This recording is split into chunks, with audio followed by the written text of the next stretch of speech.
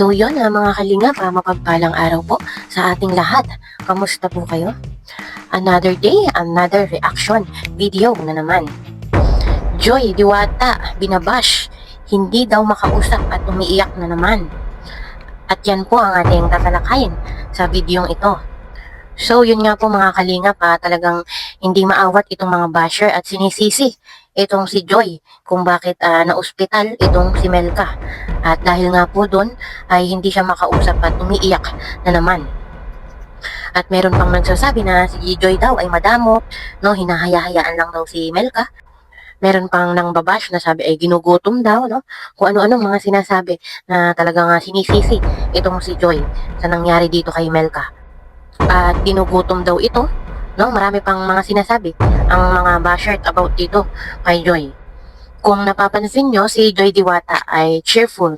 Di ba po, siya ay laging nakangiti. Pero may inamin siya sa mga nakaraang vlog niya na ito ay iyakin.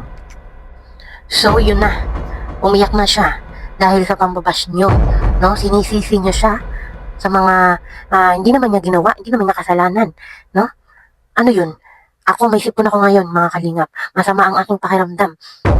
So, nararapat ba na sisihin ko kayo? Ganun ba yun? O anong mangyari sa'yo?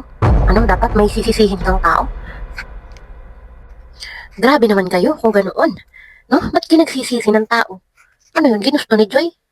At yun na nga po, no? Nagsalita na itong si Melka. Ang sabi niya, unang-una, hindi siya obligasyon ni Joy.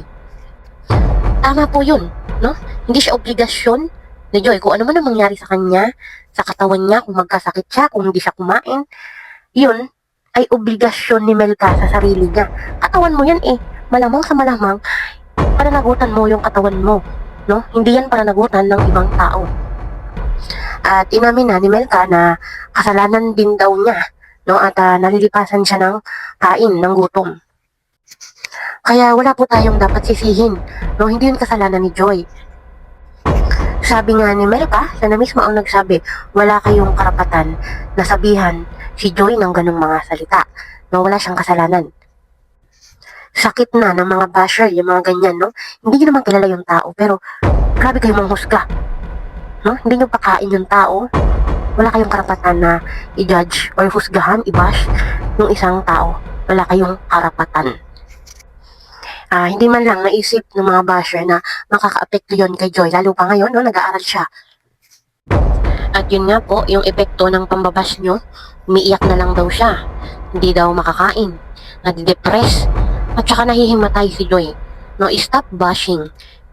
Kawawa ang tao sa inyo. At kung tutuusin, pareho naman silang estudyante. Parehong mga busy sa school.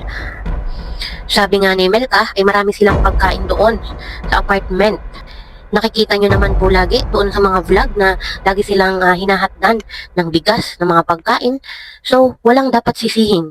Hindi po dapat nyong sisihin or i-bash si Joy. Kung ano man ang nangyari kay Melka, ay nasa kanya na yon, no? Siya ang may hawak ng katawan niya. At dati pa daw itong nararamdaman ni Melka ay noon pa man, nalilipasan na daw siya ng gutom at ngayon lang siya sinumpong ng matindi. Pinipilit nyong sirain si Joy, pinaparatangan nyo, binabash. Ano po ba nga gusto ninyong mangyari? Sobra-sobra na yung pambabash na natatanggap ni Joy sa inyo. Napakabait na tao nitong si Joy Diwata. Kaya kung maaari, tigil-tigilan nyo na po yung pangbabash kay Joy. No, wala naman siyang ginagawang masama sa inyo. So yun mga kalingap, ano pong masasabi ninyo? Malaya po kayong makapagbigay ng inyong mga komento. At kung bago ka pa lang sa aking munting channel, please subscribe, like, share, and comment. Huwag mo na rin kakalimutan ng notification bell nang sa ganun ay updated ka sa aking mga paparating na video. At ang palagi ko pong sinasabi, patuloy po nating suportahan sina Kalingap Rab at ang ating ama ng Kalingap si Kuya Val Santos Matubang. Ayan.